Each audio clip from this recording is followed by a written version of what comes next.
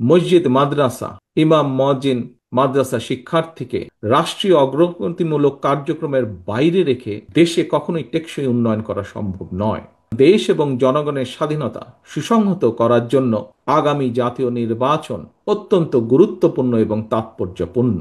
আজকের এই সম্মেলন রাষ্ট্র এবং সমাজে এমন মানুষরা উপস্থিত হয়েছেন, কিংবা আমরা যারা এই সম্মেলনে অংশ নিয়েছি, আমাদের প্রতিটি বিশ্বাসী মুসলমানের একটিই চাওয়া, একটি আকাঙ্ক্ষা, একটি প্রার্থনা, রব্বানা আতেনা ফিদ দুনিয়া হাসানাতান ওয়া ফিল আখিরাতি হাসানাতান ওয়া কিনা আযাবান নার। হে প্রভু, আমাদেরকে ইহকাল ও পরকালে কল্যাণ দাও এবং আমাদেরকে দোজখের আগুন থেকে রক্ষা করো। আল্লাহর কাছে, আল্লাহ রব্বুল আলামিনের কাছে এটিই আমাদের প্রার্থনা।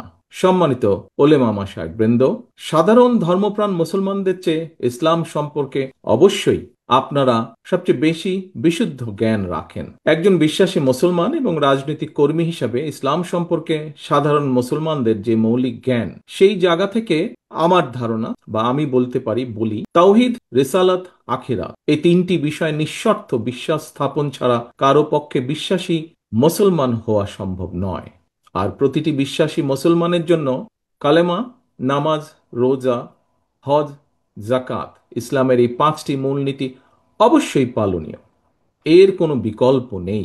আমরা দেখতে পাই ইসলামের এই পাঁচটি বিষয়ে কিন্তু বিশ্ব মুসলিম উম্মার মধ্যে কোনো বিরোধ নেই, বরং সবার চূড়ান্ত ঐক্য রয়েছে। তবে ব্যক্তি এবং সমাজ জীবনে এইসব বিধি বিধান, বাস্তব প্রক্রিয়া পদ্ধতি নিয়ে কিংবা হীন দলীয় স্বার্থে ইসলামের রাজনৈতিক ব্যবহার নিয়ে ইসলামিক স্কলারদের মধ্যে মাঝে মাঝে আমরা মতবিরোধ এবং ভিন্ন মত দৃশ্যমান দেখি।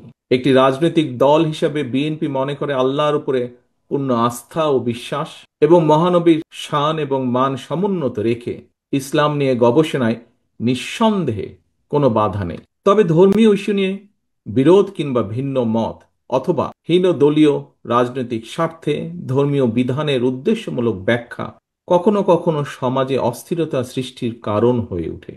সম্মানিত উপস্থিতিবৃন্দ, এক্ষেত্রে ইসলামী মূল্যবোধে বিশ্বাসী একটি রাজনৈতিক দল হিসাবে বিএনপি মনে করে ইসলামের বিধি বিধান নিয়ে মতবিরোধ বা ভিন্নমত যাতে রাষ্ট্র এবং সমাজে ফিতনা সৃষ্টি কিংবা বিশ্বাসী সাধারণ মুসলমানদের মধ্যে অনৈক্যের সৃষ্টির কারণ না হয়, এই বিষয়ে নিশ্চিত করতে নেতৃস্থানীয় ওলেমা মাশায়েখ, ইমাম, খতিবগণ যোগ্য উল্লেখযোগ্য ভূমিকা রাখতে পারেন।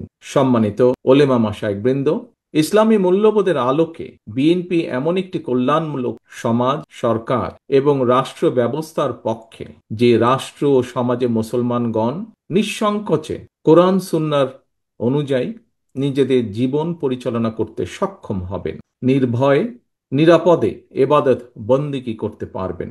একইভাবে অন্য ধর্মের মানুষেরাও নিরাপদে নিশ্চিন্তে যার যার ধর্ম ও সংস্কৃতি পালন করতে সক্ষম হবে।